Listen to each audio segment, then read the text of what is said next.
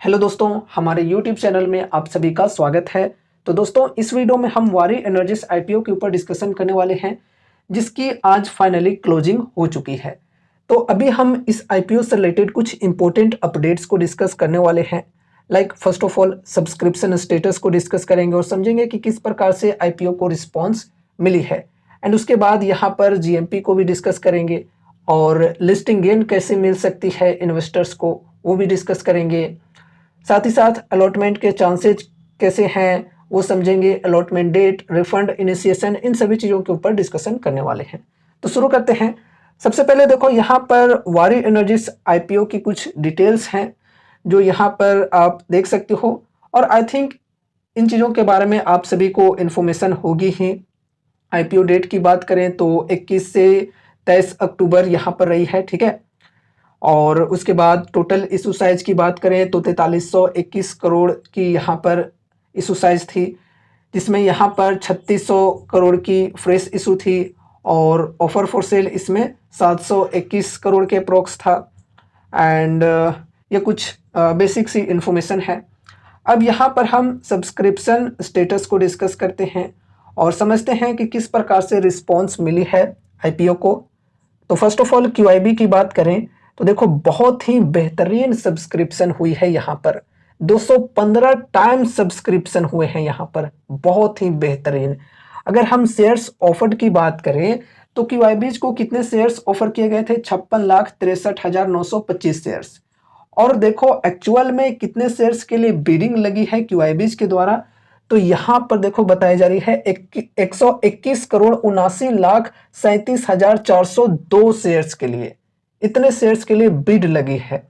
And उसके बाद हम एनआईआईज की बात करें, यानी कि नॉन इंस्टीट्यूशनल इन्वेस्टर्स की बात करें, तो इनके द्वारा भी काफ़ी बेहतरीन रिस्पॉन्स मिली है। 65 टाइम्स अप्रोक्सीमेटली सब्सक्रिप्शन हुई है यहाँ पर। एंड इनको कितने शेयर्स ऑफर किए गए थे? तो 42,47,945 शेयर्स। अब यहाँ पर कितने शेयर्स के लिए बिड लगी है? तो देखो 27,71,72,883 शेयर्स के लिए बिड लगी है। एंड एनआईआईज के अंदर ही अगर हम बिग एनआईआईज की बात करें, मतलब जिनकी बिडिंग साइज एबव 10 लाख हैं, तो इनके द्वारा यहाँ पर 71 टाइम्स सब्सक्रिप्शन हुई है। एंड इनको कितने शेयर्स ऑफर किए गए थे? तो देखो 28,31,963 शेयर्स ऑफर किए गए थे। अब यहाँ पर देखो कितने शेयर्स के लिए बिडिंग लगी है, तो देखो 20,19,87,576 शेयर्स के लिए लगी है। यहाँ पर भी काफ़ी बेहतरीन रिस्पॉन्स मिला है। एंड उसके बाद हम एनआईआईज के अंदर ही स्मॉल एनआईआईज की बात करें, जिनकी बिडिंग साइज बिलो 10 लाख है, तो इनके द्वारा यहाँ पर 53 टाइम्स सब्सक्रिप्शन हुए हैं। अब यहां पर देखो इनको कितने शेयर्स ऑफर किए गए थे? तो 14,15,982 शेयर्स। और यहां पर देखो बिडिंग कितने शेयर्स की लगी है? 7,51,85,307 शेयर्स के लिए। बहुत ही गजब। एंड उसके बाद हम रिटेल की बात करें तो रिटेल के द्वारा यहां पर 11 टाइम्स यहाँ पर सब्सक्रिप्शन हुए हैं। यहाँ पर भी काफ़ी ज़्यादा रिस्पॉन्स मिली है ना। और इनको कितने शेयर्स ऑफर किए गए थे? तो देखो 99,11,869 शेयर्स ऑफर किए गए थे। अब इनके द्वारा कितने शेयर्स के लिए बिडिंग लगी है? तो देखो यहाँ पर बताई जा रही है 11,16,95,301 शेयर्स के लिए। भाई साहब, यहाँ पर भी बहुत ही ज़्यादा रिस्पॉन्स मिला है। उसके बाद एम्प्लॉय कैटेगरी की बात करें तो इनके द्वारा भी बढ़िया रिस्पॉन्स मिली है। लगभग 5.5 टाइम्स यहाँ पर भी सब्सक्रिप्शन हुआ है। और इनको कितने शेयर्स ऑफर किए गए थे? तो 4,32,468 शेयर्स। एंड यहाँ पर बिडिंग कितने शेयर्स की लगी है? तो देखो 23,56,155 शेयर्स के लिए बिडिंग लगी है। तो सभी कैटेगरी में अगर हम देखें तो बहुत ही बेहतरीन रिस्पॉन्स मिली है आईपीओ को। एंड उसके बाद अगर हम टोटल जोड़कर बात करें, ओवरऑल यहां पर हम सब्सक्रिप्शन की बात करें तो 79 टाइम्स यहां पर सब्सक्रिप्शन हुआ है, ठीक है, अप्रोक्सीमेटली। अब यहां पर देखो टोटल शेयर्स ऑफर्ड की बात करें तो तकरीबन 2 करोड़ शेयर्स ऑफर किए गए थे, लेकिन एक्चुअल में कितने शेयर्स के लिए यहाँ पर बिडिंग लगी है सभी को मिला करके, तो यहाँ पर देख सकते हो, एक मिनट, 160 करोड़ 91,61,741 शेयर्स के लिए। कहाँ 2 करोड़ और कहाँ 160 करोड़। तो भाई साहब देख सकते हो कितनी बेहतरीन रिस्पॉन्स मिली है, कितनी बेहतरीन ढंग से यहाँ पर सब्सक्रिप्शन हुए हैं सभी कैटेगरी में, देख सकते हो यहाँ पर। ठीक है, तो बहुत ही बढ़िया रिस्पॉन्स मिला है आईपीओ को।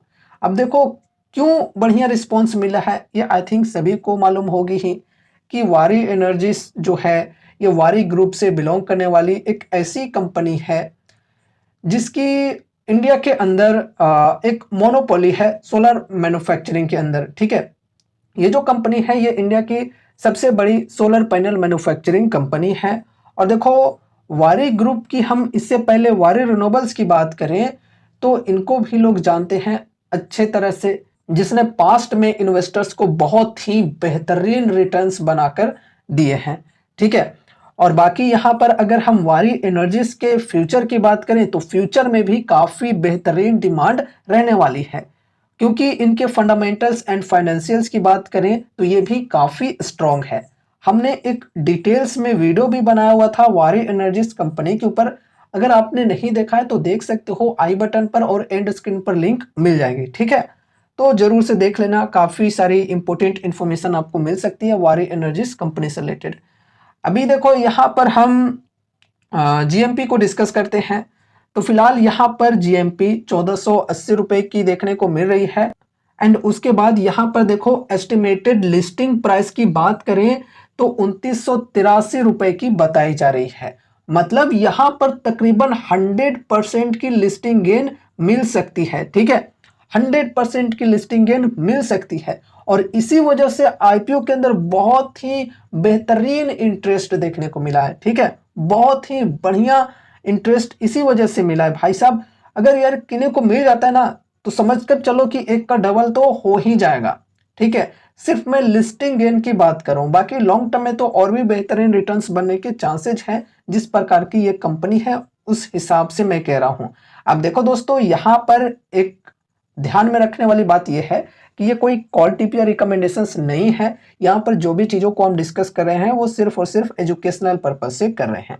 तो इसलिए जो भी डिसीजंस लेने हैं वो आपको अपनी स्टडी, अपनी एनालिसिस के अनुसार ही लेने हैं। ठीक है, तो यहाँ पर अब हम अलॉटमेंट को डिस्कस करते हैं। तो अलॉटमेंट डेट यहाँ पर देखो 24 अक्टूबर की बताई जा रही है, यानी कि कल की। कल देखा जाए किनको किनको यहाँ पर अलॉटमेंट मिलती है। ठीक है, यह है अलॉटमेंट की डेट। कल वीडियो इसके ऊपर भी डाल दूंगा कि अलॉटमेंट स्टेटस कैसे चेक करें कि मुझे आईपीओ मिला है या नहीं, इसके ऊपर वीडियो कल के दिन डाल दूंगा।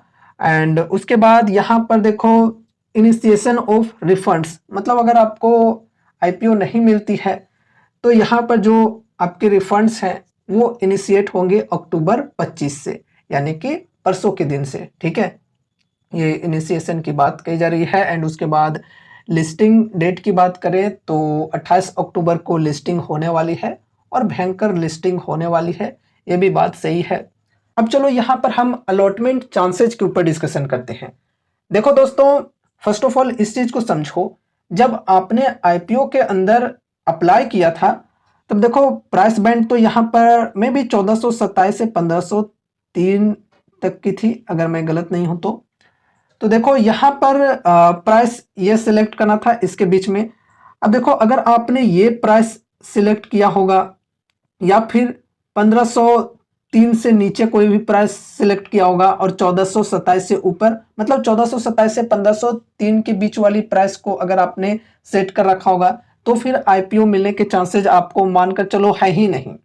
अब यहाँ पर अगर आपने ये प्राइस सेट कर रखा होगा जो कि ब्रोकर्स के अंदर ऑटोमेटिक बाय डिफॉल्ट हमें देखने को मिलता है, तो 1503 के प्राइस पर ही अगर आपने अप्लाई कर दिया होगा तो फिर चलो ठीक है, अलॉटमेंट मिलने के चांसेज हैं कुछ।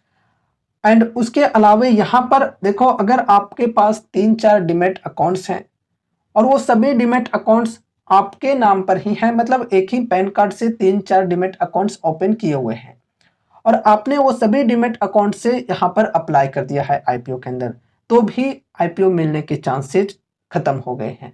ठीक है, 3-4 डीमैट अकाउंट्स ऐसे होने चाहिए जो कि अलग अलग के नाम पर हो, अलग अलग पैन कार्ड पर बनी हुई होनी चाहिए। ठीक है, तो ऐसे में आप अगर अप्लाई करते हो तो फिर आईपीओ मिलने के चांसेस होते हैं बढ़िया तरीके से।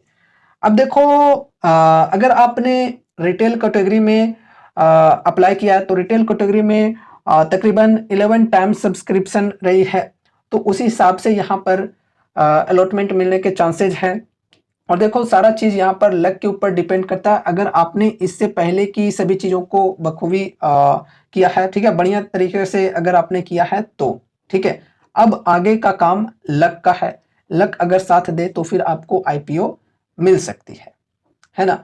अब देखो, लक की बात आई तो अगर मैं पर्सनली अपनी बताऊं तो देखो, अगर मैं 5 डीमैट अकाउंट से अप्लाई करता हूं, अलग अलग नाम पर डीमैट अकाउंट्स हैं, तो 5 डीमैट अकाउंट से अगर मानकर चलो मैं अप्लाई करता हूं, तो मेरी लक ऐसी है कि 5 में से एक भी डीमैट अकाउंट के अंदर अलॉटमेंट ना मिले। इस प्रकार की मेरी लक है भाई, मतलब इतनी वाहियात लक यार, क्या ही कहें। अगर आपकी भी लक ऐसी है तो फिर मतलब जैसा मेरा हाल है वैसा ही आपका भी हाल हो सकता है, और क्या कहें। एंड अगर आपकी लक बहुत ही बढ़िया है तो फिर यार एक डीमैट अकाउंट से भी अप्लाई किए हो तब तो यार आपको फिर भी मिल सकते हैं। ठीक है, लेकिन वैसे लॉजिकली देखा जाए तो एक डीमैट अकाउंट से जो लोग अप्लाई करते हैं उनके अंदर तो यार अलॉटमेंट मिलने के चांसेस तो बहुत ही कम ही होते हैं। ठीक है, बहुत ही कम होते हैं। और अगर आपने 5-10 डीमैट अकाउंट से अप्लाई किया है तो फिर कुछ चांसेज हैं। ठीक है, इसके अलावा देखो, अगर आपने अलग अलग पोर्शन में अप्लाई किया है, लाइक यहाँ पर मतलब रिटेल के अंदर इन्वेस्ट किया, साथ ही साथ जो एनआईआई है उसके अंदर भी यहाँ पर स्मॉल एनआईआई के द्वारा इन्वेस्ट कर दिया, या फिर जो बिग एनआईआईज हैं उनके थ्रू यहाँ पर अगर आपने इन्वेस्ट किया है तो भी कुछ चांसेज बन सकते हैं मिलने के। ठीक है, तो इस प्रकार से अगर आपने डाइवर्सिफिकेशन के द्वारा अप्लाई किया है तो फिर कुछ चांसेज हैं। एंड सिंगल डीमैट अकाउंट से भी अप्लाई किया है तो भी लक के ऊपर ही डिपेंड करती है। ठीक है, बाकी कल पता चल जाएगा कि किनको किनको अलॉटमेंट मिलती है। अगर आपने अप्लाई किया है तो कमेंट सेक्शन में ज़रूर से बताना। ठीक है, और कितने डीमैट अकाउंट से अप्लाई किया है वो भी चाहो तो शेयर कर सकते हो। तो दोस्तों, ये रही हमारी आज की वीडियो वारी एनर्जीज आईपीओ से रिलेटेड। उम्मीद है कि इस वीडियो के माध्यम से आपको कुछ यूजफुल इन्फॉर्मेशन मिले होंगे। तो वीडियो को लाइक करके चैनल को सब्सक्राइब कर देना और मिलते हैं अगले नए वीडियोज के साथ। तब तक के लिए बाय बाय।